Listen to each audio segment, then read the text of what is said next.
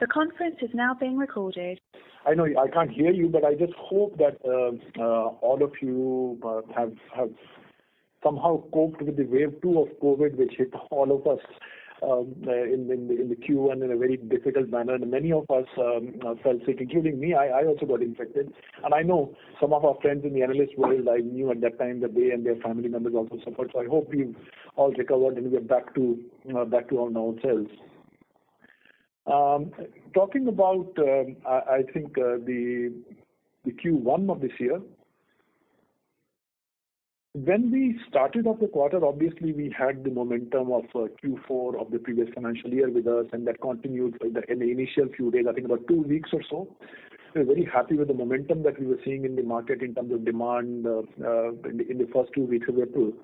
And suddenly the wave 2 intensified in most of the market. It started with Maharashtra, the lockdowns, the measures to contain the infection was started off the markets, the shops limited opening times, and then it spread to other markets. Kerala, as we know, is perhaps the most impacted market even today, and Maharashtra is.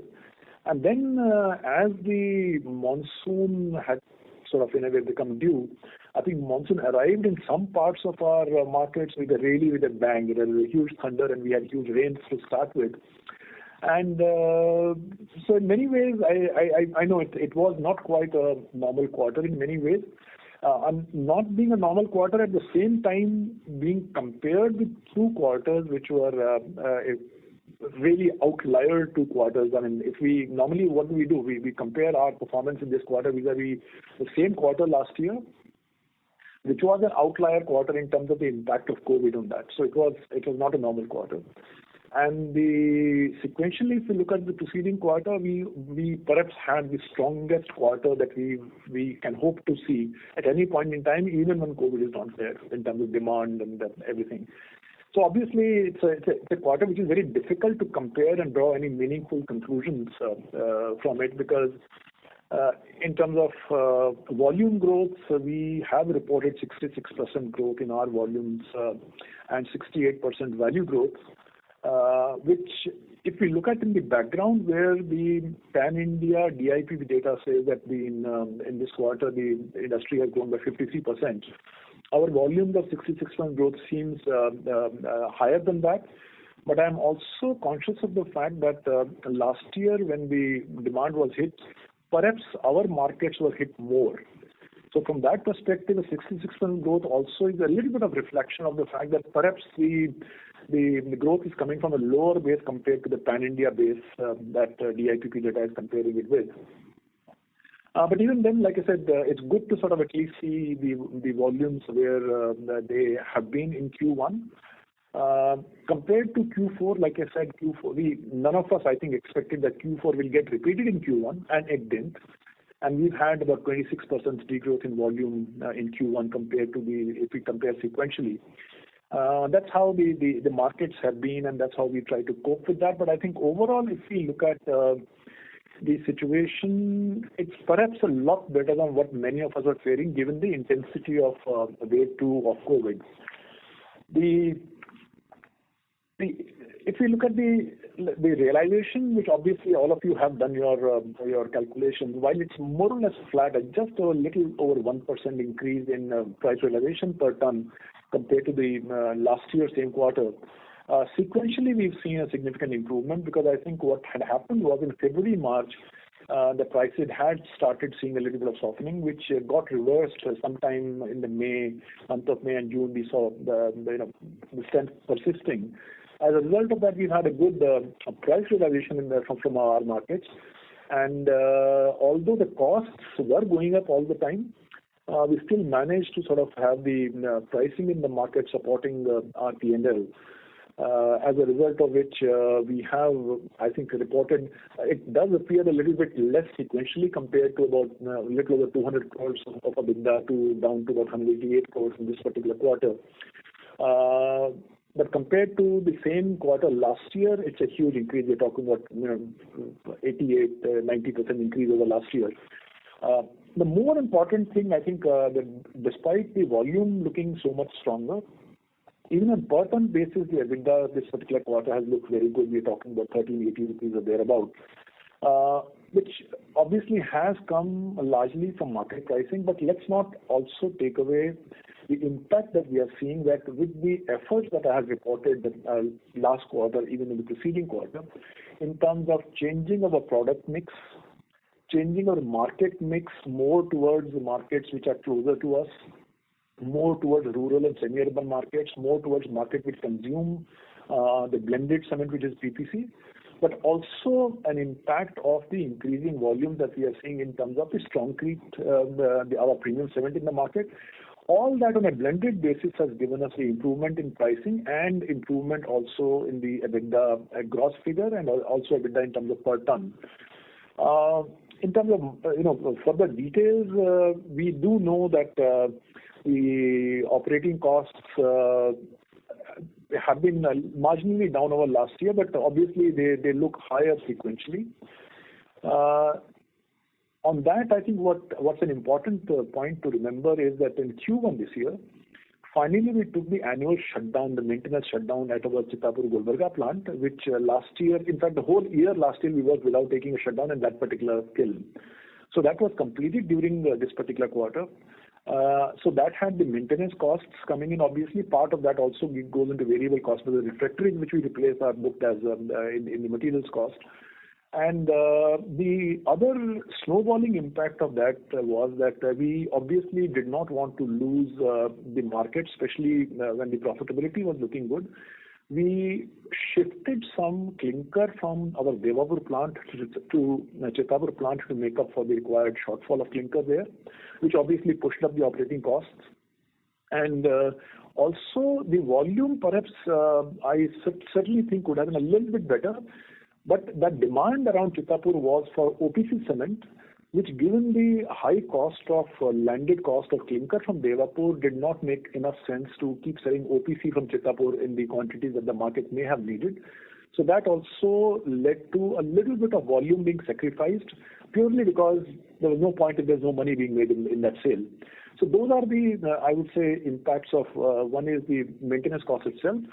Second is the cost of transferring clinker. Third is the cost of business that we didn't book because it didn't make enough financial sense. So that impact is already baked in the cost numbers that all of you would have seen. Second is also sequentially when we are looking at prices or the costs, the fact of the matter is in this quarter we were again hit by the shutdown of several thermal power plants because the demand for power was not enough. As a result of which all three of our plants had to start procuring fly ash from power plants which were much farther away compared to our normal sources of fly ash, which put some pressure on the fly ash sourcing. And when I'm saying some pressure, Jalgaon plant where our fly ash landed cost is the cheapest, even that had suffered tremendously because we were having to, Jalgaon plant having to get fly ash from power plants near Nagpur. So you can imagine the amount of cost increase that causes. Be that it may, those are the various factors which have gone in. And the power and fuel costs in sympathy with, I think, overall increase in fuel costs all over, including the entire industry. I don't think anybody could be immune to the increase in power and fuel costs. Our good news is that, compared to the inflation that we have seen in various grades of coal or in petcoke, on a year-on-year basis, our increase is just about 8.6%. But on the sequential basis from the preceding quarter, it's again up by about 6.8%. Given the most of the results that we've seen from our peers in the industry, I think we have managed to absorb, let's say, the market price of the price increase in fuels rather well. And while we've been hit, but we've not been hit as badly as we could have if we had not covered our fuel in time at onto favorable terms. So besides booking the fuel in time, we also have obviously benefiting from what we keep reporting from our company in terms of the flexibility of fuel. So whichever fuel becomes commercially most viable, we switch very, very quickly. And the sources while they move on one hand, on the other hand, we also have been trying to increase the usage of alternate fuels at our plants. And I know that question, most of the people have that question almost every quarter. So I thought I'll just point out right now also that in this particular quarter, our total, let's say, fuel mix has been coal around 77%, out of which 70% has been domestic coal, about 30% imported coal. Pet coke is down to now just about 12%, and alternate fuels make up for a total of about 11% in the fuel mix that we used in the last quarter. But I would urge you people to remember that the fuel mix is it's moving all the time based on the pricing of different fuels. It means nothing. We don't know how it will be in Q2 or Q3, but I'm giving you the numbers as we have for Q1. In terms of let's say, the pressures on fuel, I'm sure all of you were quite shocked to see the domestic pet coke price, the way it's been sort of jacked up suddenly by, I'm told, about 1,400 rupees a ton at the start of August. Obviously, this is how the fuel costs are, or rather the pet coke cost is going to go. Pet coke is going to sort of get out of fashion. Most of us will perhaps start using the normal coal all over again, which most of us have already shifted. But even the 12% that we consumed the last quarter, I don't know how viable that will remain in the coming few months unless it gets moderated. So I was coming back to, you would have seen the EBITDA at 188 crores. The other important point I want to point out is that the finance costs in this quarter compared to the same quarter last year are down by about 41%. Last year we had a total finance cost in this particular in the same quarter at about 27 crores, which are now under 16 crores.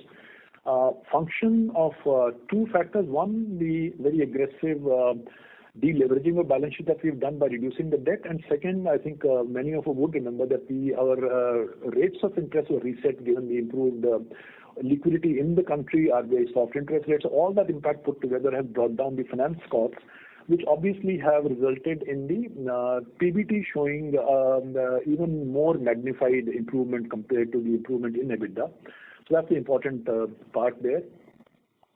In terms of the overall blended cement sale, PPC and Strongfit put together, we are very close to 70% actually in this quarter. And the Strongfit itself, I would say in our what we call our core markets, the core markets where we have our strongest brand presence, which include North Telangana, which include Marathwada, which include Jalgaon, and which also includes North Karnataka. In these markets, many of the places we are actually selling Strongfit in excess of 15%, going up to 18% of our total B2C sales, which is obviously once again in this quarter proving that the value proposition that we have of the quality vis-a-vis the price is a very, very compelling value proposition. And as more consumers are seeing the benefits of Strongfit, we are finding more and more customers. In fact, in the recent past, although we do sell it on completely on B2C basis, but some of the fairly large construction sites have also started buying Strongfit at the price that we are selling, purely because it helps them to reduce their cost of construction, even if they pay us more cost Strongfit per bag. Few other things I think are important to note. On the debt front, in the last quarter, at the end of 30th June, we had paid 61 crores more to the banks against the outstanding loans. And between the closure of the last quarter, that is June ending quarter, and now we've repaid another 62 crores. So total further repayment of debt in the first 4 months of this year amount to about 123 crores. As a result of which, when we opened the year with the bank loan of 774 crores, it's now down to 650 at the gross level. And on the net level, obviously, with the cash in hand being there, it would be somewhat under 600 crores is the debt position as we carry now. And partly, I would also like to point out that although it's a normal cycle, but this particular year, given the trend that we saw in fuel costs, we had decided to procure coal at a time which looked good, and as a result of which, a very significant amount of money in this particular in the quarter that ended on 30th June, we've invested in buying coal and stocking it up. One, normally we stock it up for the monsoon period. More importantly, this time maybe we've taken slightly bigger bet on that coal because we have tried to cover the coal in advance of price inflation. And although it soaked up a significant part of our cash flow from the quarter, we believe it's a good investment because this will help us in absorbing the increasing fuel cost a little bit better in the months that we are going through. And that obviously is beneficial to the shareholders because we could have used that money either to reduce the debt further, but on that the saving would have been far less compared to the saving that we will be able to have in the fuel costs that we consume as we go. So there is a significant increase in working capital, but it's all for a good cause. I just want to point that out. In terms of railroad mix, I think in this particular quarter, our rail mix is about 22% and the balance being transported by road. I would say net debt position I've already briefed all of you about. I guess all of you are fully aware already we have once again earned the certificate of Great Place to Work based on, and in this particular year, like I think I said earlier also, that I was a little worried because this was a year in which we didn't give any increments to people. On the contrary, some of the senior people we had also asked them to make a sacrifice, and some salaries were paid lower. So lots of things that happened. And we were a little worried whether our colleagues will once again vote in favor of this company still being a great place to work. The fact is, despite all those hiccups, we have not only retained the certification, we've retained that with a much higher level of score, both on trust and pride for our company, which makes us very, very happy. That means the employees the belief that they're only motivated by money has been completely disproved. And they value what we've done for the people throughout the year in terms of looking after them, whether it's medical care, whether it's about their well-being overall, whether it's the families' care, or even in terms of the vaccinations now. Vaccination obviously a little bit of function of the availability of vaccines in different states, but I'm happy to report that at our in the Karnataka plant, the vaccination, including to our contract staff, is almost complete, with 99% plus coverage, at least I'm talking about first dose. At our Maharashtra plant in Jalgaon, the coverage is nearing 80%, it's 76-77% today. The only place where we have not been able to make enough progress in terms of vaccination is our plant in Telangana, and for some reason Telangana state is not able to make available enough vaccine. And that is true of the, I think yesterday in Times of India, I had seen the Pan India data on the first dose having been administered in various states. And in that particular list, I was not surprised to see Telangana at being at a fairly low level. But compared to the statewide vaccination, the first dose, I think we have done better. Our vaccination has been 52%, whereas I think at the state level, the first dose has been given only to just about 26-27% people. So we're trying to do our best, and I think everybody is appreciating the effort that we are making in making sure that people remain safe. There has been no real progress in terms of the large projects that we have spoken about, and everybody is keen to know whether we are sort of beginning to get into implementation mode. Not really, because we do want the COVID impact not to get aggravated because we get into something a little more aggressively, and at the same time because the demand also suddenly was not seen peaking as quickly as we were earlier expecting. So we are okay in terms of time. Although all the preparations are being made, we are being ready, but have we moved ahead? No. Have we placed the order for waste heat recovery plant? On that front, I must acknowledge I'm myself a little bit frustrated and disappointed that we've not been able to place the order. And the delay, I can assure all the investors, is not from our side. The delay is from the vendors who have kept changing their stance at times. Suddenly they will come back with some technical confirmation when we want to sign the contract. They say, no, not this much power, it will be less. And some of the time the quotations are being revised in the meantime, saying the steel prices have gone up and there's a lot more input of steel, so the prices need to be revised. So that has become a little bit frustrating process of negotiations with the vendors. And that's the result that we've not been able to place the order. Not that we are not keen, but obviously you can't place the order unless the vendor takes a position where we can place the order. So we are still hoping that we should be able to do that in the next few weeks. But I've said that earlier also, and I've been disappointed. So I'm a little bit cautious this time in terms of not on our keenness to do, but more from the perspective of the vendors being able to sign the contract with us. In terms of the current market scenario, I think all of us are aware that we are in the monsoon period. Typically, all of us do expect the impact of monsoon on the demand, and this year is no exception. We've had extensive rainfall, as I mentioned earlier, starting with June, and July has been one of the wettest months in most of our markets. And the only thing that we can say is that typically what we would expect that a significant drop in demand compared to Q1 in Q2, given the fact that Q1 was impacted by COVID wave 2, we are expecting that the volumes in Q2 may not go down compared to Q1, and we would expect volumes to stay somewhere around the level that we saw in Q1. So that is one indication that's available as of now. But on pricing side, we've certainly seen that there has been pressure on pricing, and already the realizations compared to the realization Q1, they are looking softer, they're looking lower, depending on which market we're looking at and which week we are looking at. On an average, I would say between 10 to 15 rupees per bag seems to have been the reduction in market prices of cement till now, after we exited last quarter. In terms of forecast, beyond saying that Q2 volumes should be similar to the Q1 volumes, I'm not in a position to hazard further guesses on terms of total volume. But given the indication that we have given, not just recently in the last quarter, but even earlier, we still think our total volume in this year should get very close to 6 million ton, if not beyond that, which is a 20% growth over last year. That's based on the visibility of things currently, assuming that even if wave 3 comes, it will be nowhere as dislocating as last year's wave 1 was. So 6 million tons we are still gunning for. In terms of pricing, in terms of EBITDA, unfortunately, I will not be able to give any guidance, because that, as I always claim, that is something that we take from the market and we don't make the price.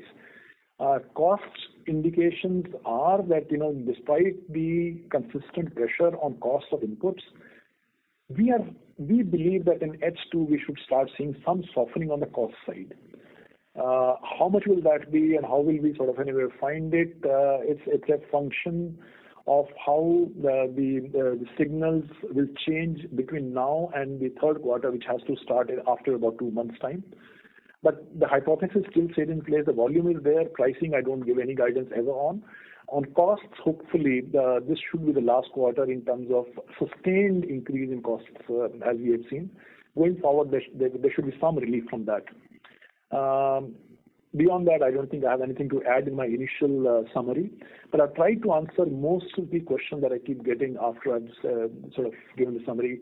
And I'll stop now and wait for the questions. Thank you very much for your patient hearing. Thank you. Thank you very much. We will now begin the question and answer session. Anyone who wishes to ask a question may press star and 1 on the touchtone telephone. If you wish to remove yourself from the question queue, you may press star and 2. Participants are requested to use handsets while asking a question. Ladies and gentlemen, we will wait for a moment while the question queue assembles.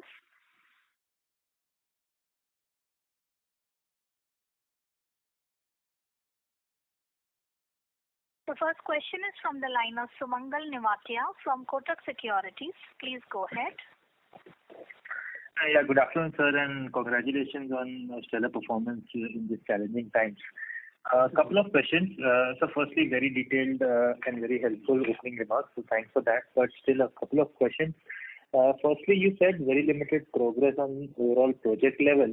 But just want to check specifically, have you moved anything forward with respect to our Rajasthan mine lease transfer background process, and also with respect to a debottlenecking at Devapur? Okay, Okay, I can answer that straight away. The debottlenecking project at Devapur, as we speak right now, is in the final stage. Absolutely.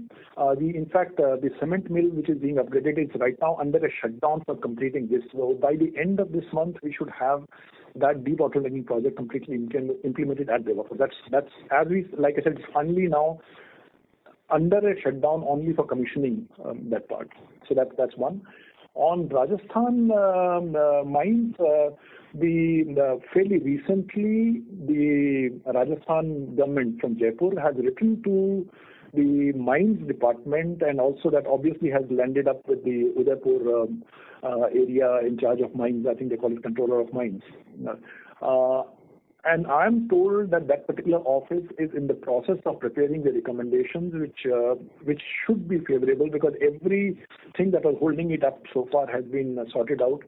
And the process is on with the government, and we are hoping that in the next few days, if not within this week, the Chittorgarh controller of mines from that side, the file will move to the state government, which is in Jaipur.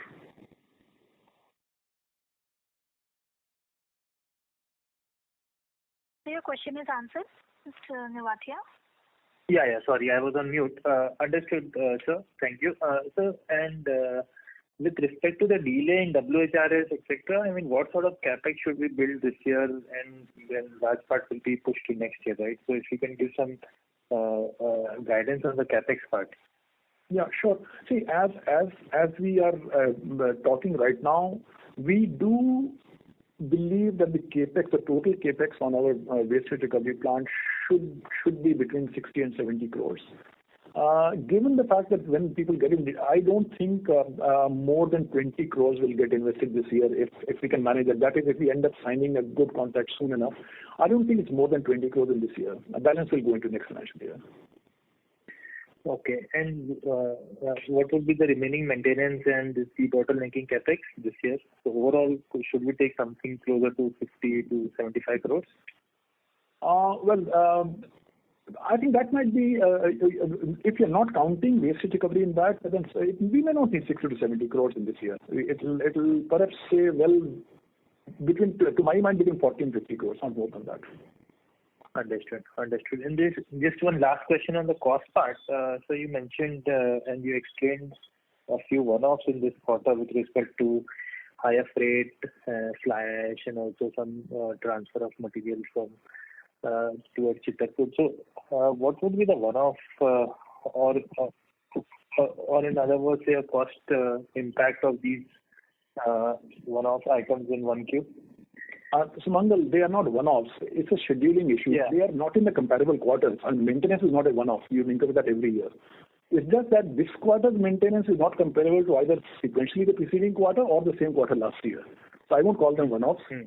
But yes, whenever shutdowns happen, if we have short of clinker and things like that, those things are not major. Major cost is in terms of maintenance, which on an annual basis does get sorted out, right? I was pointing out more from the quarter-to-quarter comparison. Yeah. No, sir, but at least with respect to procuring fly ash and additional freight costs and fly ash, what that would have been? To my mind, that impact would be close to about 3 crores rupees for all the three plants put together. Got it. Okay, thank you so much. I have a few questions more, but I'll join the queue back. Thank you. Yeah, thank you. Thank you.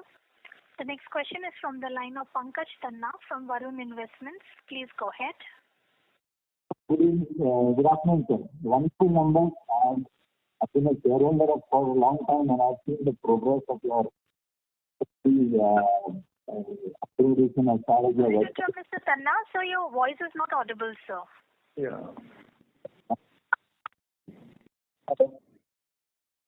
So, Mr. Tanna, sir, I would request you to move to a better reception area. We are unable to hear you clearly. Okay, can you hear me now? Yeah, this is better. Yes. Yeah. Okay. So basically, I've been a shareholder for a long time. I've seen the progress of the company by way of improved realizations, better profitability, a wonderful website, Hello. So only thing I wanted to know is, why are we still hovering around at a 5,000 rupee per ton enterprise value as compared to the others which are at ridiculous price?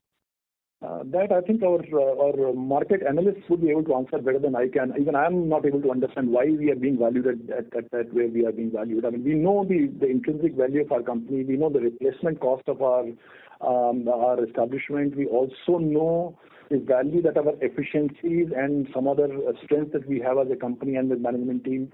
We deserve a lot better valuation. Why this is so low? Perhaps some people on this call may be able to explain that better than I can. I am completely at a loss to understand that. Okay, because the biggest shareholder of your company are mutual funds. Yes. Well, you are right. I didn't want to sort of mention that because that's not for me to. It's a market operation. But the fact of the matter is that we've had some very large shareholders who've been invested in our company for a very long time, right? So somewhere I'm seeing that two of the largest investors who are both mutual funds, both of them have decided to do their profit booking around this time, and both of them are offloading some volumes almost every week, So if the supply remains that high, perhaps that could be a reason of overhang on the share price, possibly. Like I said, but I'm not an expert to comment on that. But I'm seeing that two large shareholders as of now are in the profit booking mode rather. Okay. And well, I don't think you're in the position to answer because the next query that I have is that somebody was mentioning that for enterprise value being so low, you could be a target for a Shree Cement inquiry for takeover. I don't want you to answer. It's just a rumor that is floating around. That, like I said, I won't like to respond to at all, excepting that we are not in touch with anyone, nor has anyone contacted us as we speak today on anything on those lines. But yes, I completely agree with you, grossly undervalued, and from market speculation perspective, yes, you're right, and people will perceive that as a risk. Okay. I mean, but I think you're doing a fantastic job. I mean, it reflects in the way your website is there, the way you are marketing your products. It's definitely wonderful to be owning your company shares. Thank you so much. Thank you. Really grateful. Thank you. Thank you. Thank you. The next question is from the line of Sanjay Nandi from Ratnabali Investment. Please go ahead. Sir, can you please clarify on the volume number exactly for this quarter? Volume number for this quarter is 13.61 lakh tons. 13.61 lakh tons. And just as a follow-up note on that Rajasthan mines, like we are in the process of getting all those regulatory clearances. So what kind of mining capacity do we have in Rajasthan, if we can kindly clarify that thing, sir? Look, as far as we are aware, the reserves in those mines are ballpark in the range of 100 million tons. And from the beginning, we believe that if we actually set up a 2 million ton capacity there, it will have enough limestone from 40 to 50 years. That's what our basis for our interest remains there. But as we also know from experience, that whatever are the estimated reserves in limestone mines, when we start doing the mining, invariably we find more reserves as we go deeper. But I'm giving you the data that we have based on which we are taking the view today. Okay. And so just wanted to understand one thing, like a bit of clarification on that mine, like that thing is like pending with Orient Papers, right? Exactly. That was the hold up. The mine used to be with Orient Paper. We had applied for a transfer to Orient Cement way back in 2013, which because of various procedural delays, the government of Rajasthan did not transfer. First, they started raising dispute about the stamp duty. The stamp duty was clarified. Whatever they wanted, we paid that extra stamp duty also in 2014, yeah. And suddenly in January 2015, as you know, the new mining law came in, we started talking about transfer charges. And we were contesting the transfer charges, saying this is not a transfer. This is the merger of a company under a court order effective 1st April 2012. The new law has come in the month of January 2015. How can we apply January 2015 law to a demerger that happened in 2012, which we have applied to you at that time? You have delayed the transfer. Why should we pay transfer charges? So that was the dispute all along. So now with the latest amendment to the Mines Act which has come, which says that no transfer charges applicable now. So the file is moving again because we didn't want to take on just transfer charges on that much limestone. You can imagine how much will the amount to in terms of the cost of the project. So thankfully, and we were not the only one. There were several mines like this which were getting stuck with different state governments. That's why the central government has amended that law. And based on the new law, our file is being moved now. Okay. Understood, sir. And sir, do we have the lease for that mine, which is like under this kind of like a litigation thing happening up? It's a long history. I don't think on one call we can go through all that, the entire matter of some mines. Broadly, I've told you where we are right now.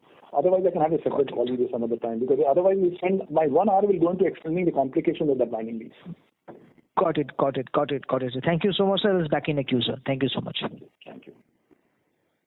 Thank you. The next question is from the line of Milind Suresh Raginwar from Centrum Broking. Please go ahead. Hello. Hi, Milind. We can hear you. Hi, sir.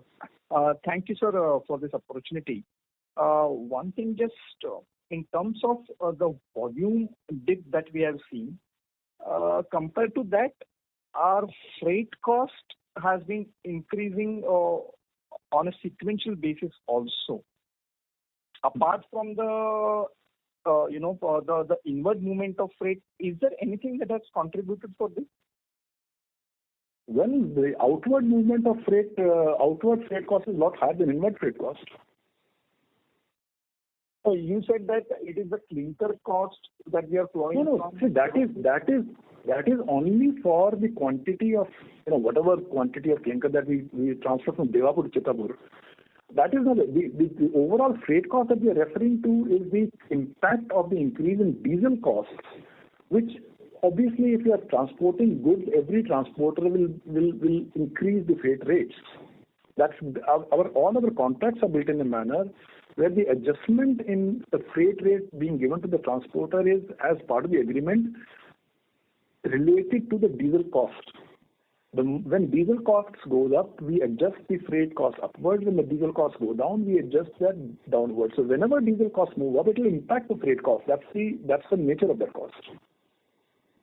Yes, sir. On a per ton basis, this cost is about 6% on a sequential basis. I just wanted to understand, is it on a per ton basis? So on a per ton basis also, certainly the diesel costs have moved up, and we have our freight costs higher per ton definitely. The way we publish our accounts, you would have seen that the entire cost of freight, packing, forwarding, everything is put together. So not only is the impact of freight cost there is an impact also of the cost of plastics. If you've been tracking either the industry which sells plastic or the consumers of plastic, you would have seen the impact on their costs being very, very large because during this quarter there was a huge inflation in the cost of plastic. The cost of bags went up by a very, very large percentage. So what you are seeing is a combined impact of the increase in diesel costs and the cost of bags that you use. On per ton basis, if you are looking at that cost, I would say packing, freight and forwarding charges are up at 1,310 rupees in this quarter, vis-a-vis the last year same quarter of 1,241, and vis-a-vis the sequentially the previous quarter at 1,244. And this has got nothing to do with clinker transportation. Please don't confuse it. So that is coming in the consumption of raw material, is it? Correct. Okay, got it. And sir, will you like to just quantify this maintenance cost in the other expense? How big that would be? Ballpark, a kiln that size takes, and when we are doing the annual maintenance of the kiln, we also typically take down the CPP also during the same time, the captive power plant. Total costs, ballpark, would always work out around 10-12 crores of one single maintenance. 10 to 12 crores. And in terms of power and fuel, sir, what would be our mix now? I just gave it there. Okay. I just missed that. Yeah, maybe you'll have to refer to the recorded conversation. I've already said it. No problem, sir. No problem. And in yeah. Okay, sir. Okay, got it. Just on that. Yeah. Thank you.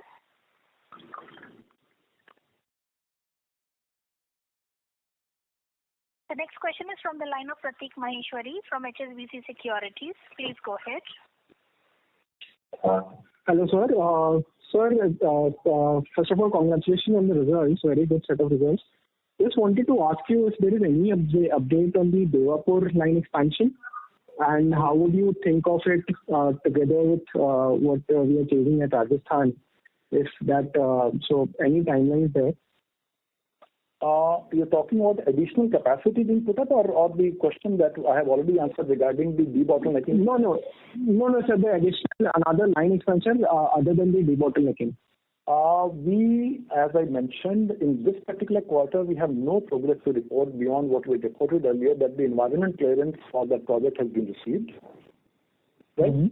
And we still have to actually get on with the expansion work, because during the COVID time, we've not been able to get the resources together even to do the basic work before the material can be ordered. Right? So, okay.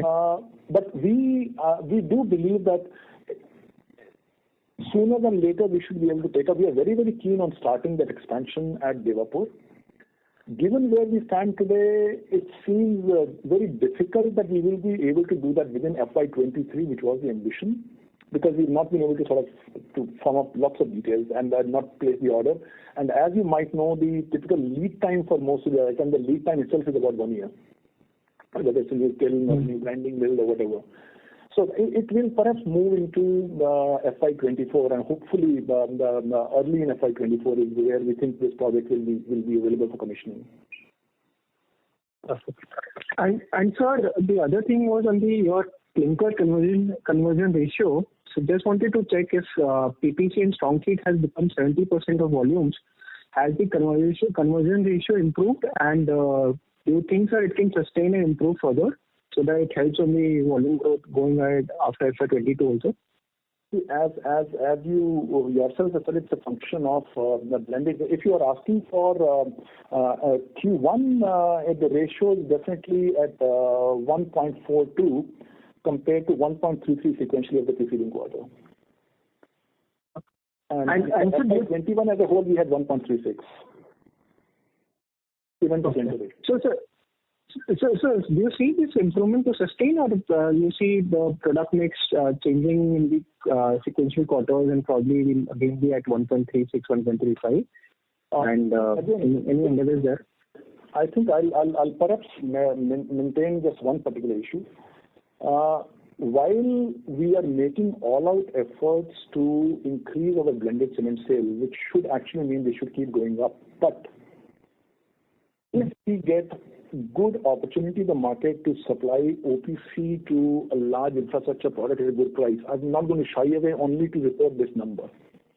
My total volumes and my total margins multiplied give me the total profit. All these things are being tweaked on an ongoing basis. Intent is to sell more blended, but there has been a time, and let's face it, in Q1 itself, there have been times in the market where we actually have got a price better from the large projects compared to my retail market. Even that has happened. So at that time, should I insist on better clinker ratio, or should I make more money? Yeah. So these are practical day-to-day business operational decisions. Investors think there's a policy decision to keep going that way.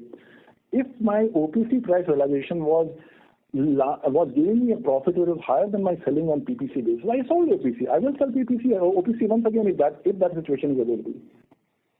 These numbers emerge at the end of the period when we start doing the calculations.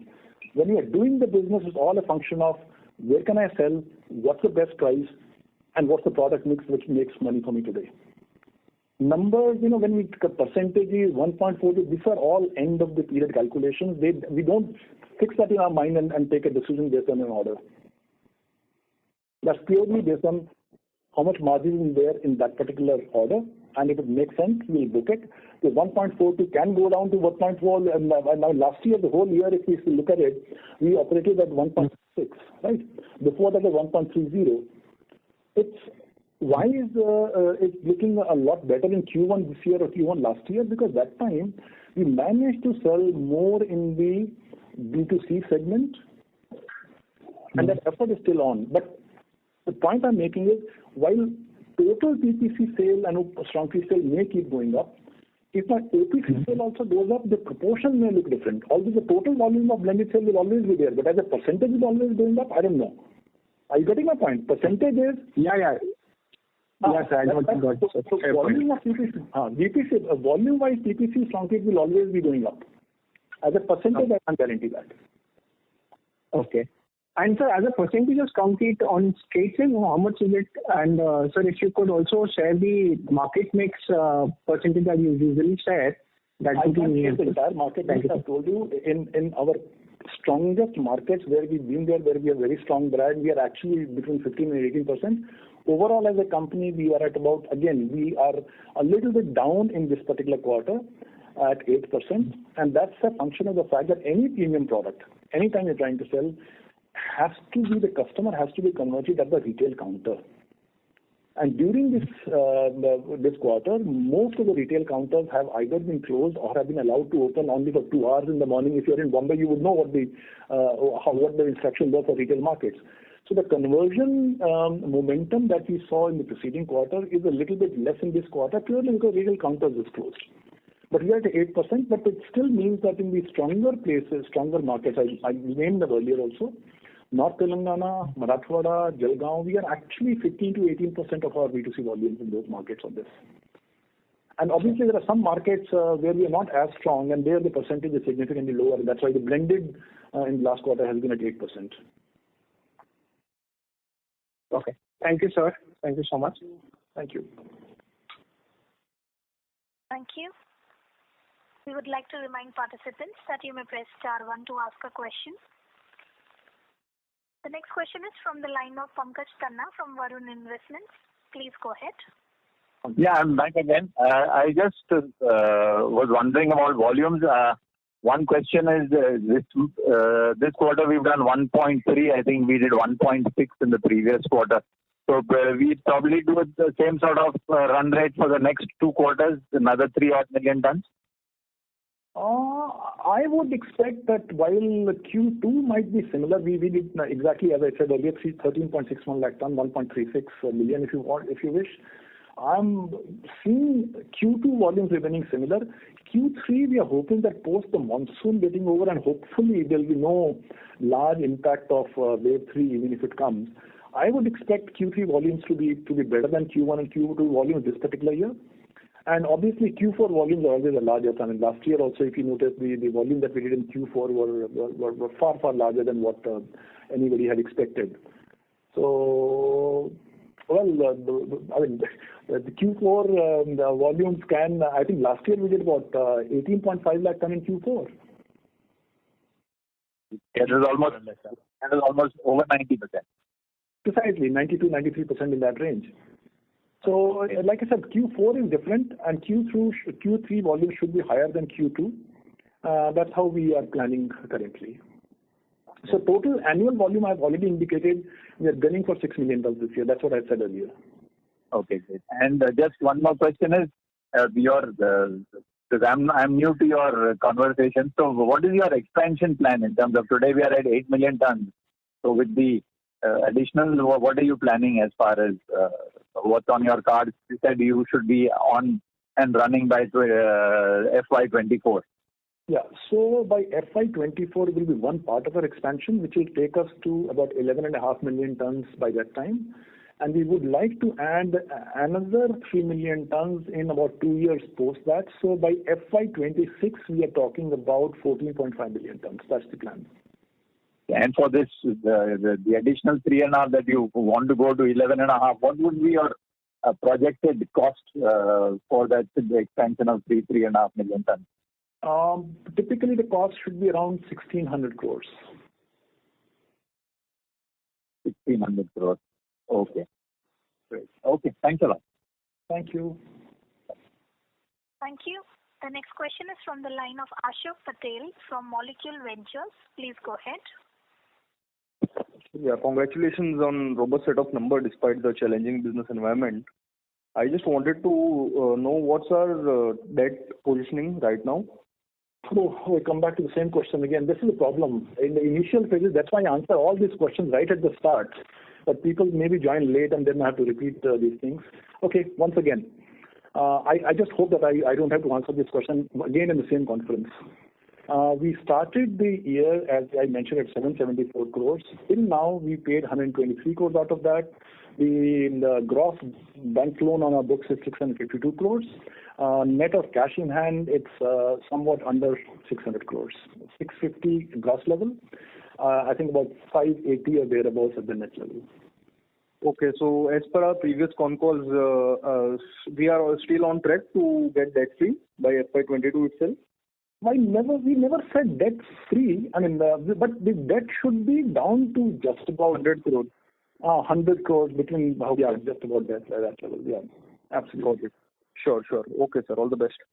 Thank you. Thank you. Participants, to ask a question, you may press star and 1 now. The next question is from the line of Naveen Sahadev from Edelweiss. Please go ahead. Hello, can you hear me? Yes, hi, Naveen. Hi. Right. Good afternoon, sir, and great presentation and definitely great results. So just one question, and it could be a follow-up. So you just, in the previous question, you said from 8 to 11.5 and then to 14.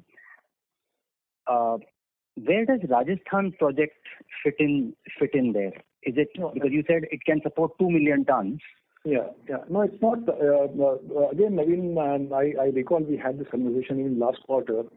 Till Rajasthan issues are sorted out, I'm not building any plans for that.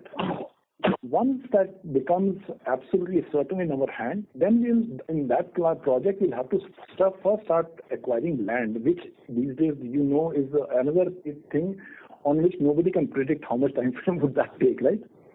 So the Rajasthan project is very much on the cards. We're very keen on doing it. It's just that I'm not able to put a timeline. Unlike the other two projects that I'm able to at least say when.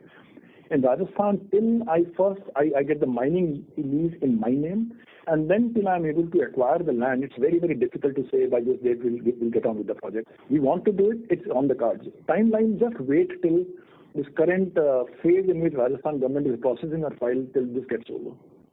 No, my fear, frankly, is that we got a little unlucky the last time with the government, Arjun, because it was in Orient Paper's name and because of delay denial on their front, it got delayed.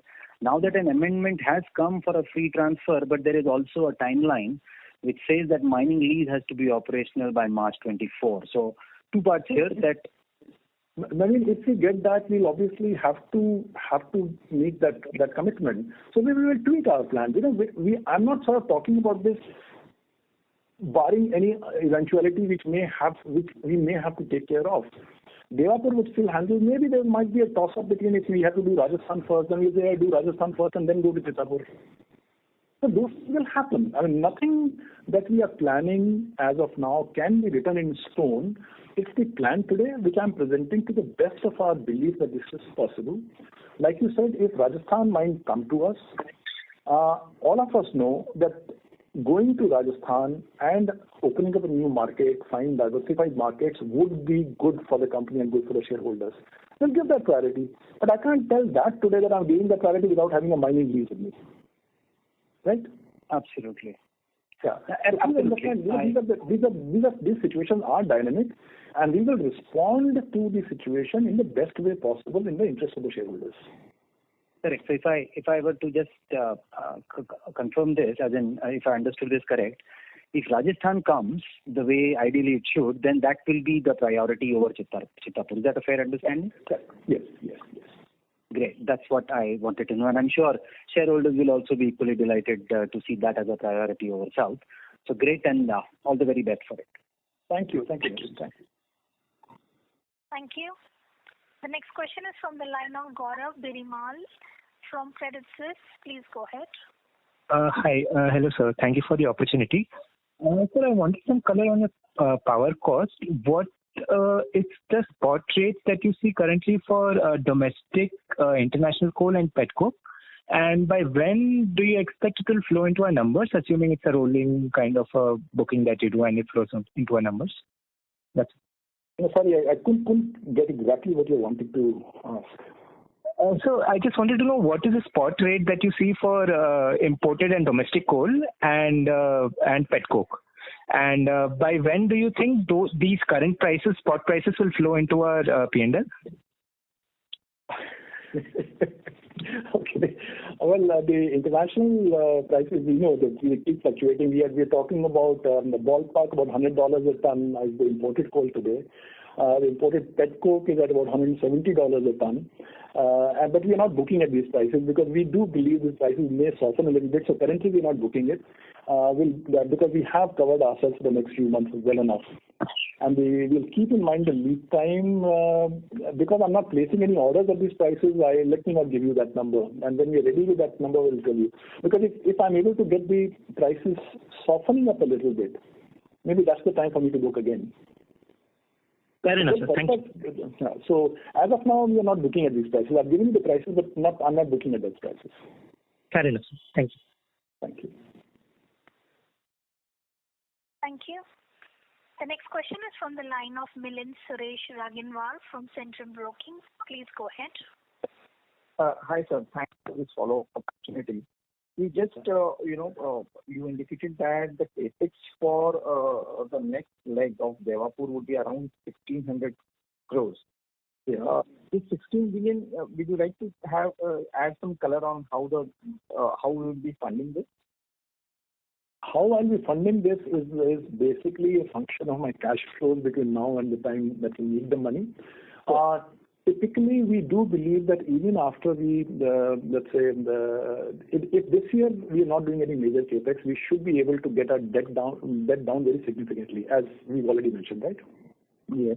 So that will be the time where, assuming that there is not much debt left to be repaid in future, if you are still making similar amount of cash, that obviously will be the first thing to be used to fund the capex, right? Over and above that, we'll raise debt. But typically, I do know that this question was asked last quarter. The way I had answered was total capex for this going from 8 million tons to 14.5 million tons. I had indicated the total capex is going to be about 3,600 crores or thereabouts. And I had said that hopefully we should be able to fund that, at least half of that through our own cash flows and half of that through debt. But debt is not going to come on one date because these are two different projects at different points in time. Right? Yes. Yeah. So, and I still maintain that the broad guidelines that we have very clearly got from the board is that we would try to always be in the debt equity range which doesn't cross 1.5 even at the peak. That's the guideline we follow. And debt to EBITDA should stay at less than 3. That's the kind of debt that the board has asked us never to cross. Understood. Right. And within that, we'll be doing it. And in case we are going wrong with these numbers, then the company may need to think of perhaps getting some capital in. But that decision will be based on how the balance sheet looks at the time that we need to raise the debt. Oh, okay. That's the only way to do it, right? That's the best way to do it rather than taking an upfront decision today. Right. And second thing is a small thing about this WHRS. Any specific timeline that we are looking for execution of that? The timeline that the vendor has indicated to us that they are indicating that they should be able to complete the project in 10 months after we place the order. But we've not signed up yet, so that's what I'm telling you what they offer currently. They are for 10 months. Got it. And the capex that you indicated there was about 60 to 70 odd crores in totality. Yeah, that's right. Between 60 and 60 crores to be spent in this year, approximately. Yes. Got it. Yeah. Thank you. Thanks. That is all. Thank you. We would like to remind participants that you may press star 1 to ask a question.